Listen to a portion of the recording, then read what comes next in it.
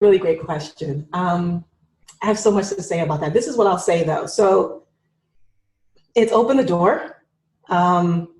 Certainly educators are exploring technology now. So the resistance to technology is decreasing. There's more openness, there's more confidence on the side of educators. They've all had to sort of very rapidly become experts in certain technologies. And I think we all know that Zoom is kind of one of the bigger ones that folks are using. So my observation on that is that they've gone from, instructing in the classroom to doing the same thing online. It's not necessarily a total transformation yet to incorporating, maybe self-paced learning or thinking about what a flipped classroom looks like now that the classroom is at home. But I think there's a lot of opportunity to have that conversation. And what I'm seeing, my wife is a school principal as an example, so I have a front row seat to it.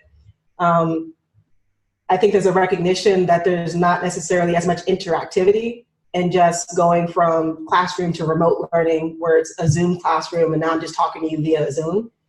So I think that's going to be the next level. I don't think it's going to be like, let's stop at just doing Zoom stuff and that's going to be it. I think people are going to recognize that that's not necessarily as engaging or the most effective use of technology. And so then the question becomes, what happens next?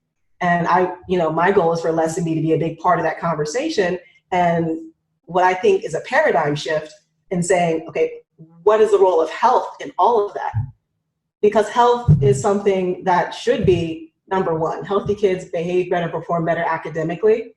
So how can we incorporate health into the learning environment, whether it's in a classroom or whether it's at home, so that kids are, feeling connected and building skills so that they can make responsible choices, but just generally feeling healthy and getting over all the stress and anxiety of what's happening today.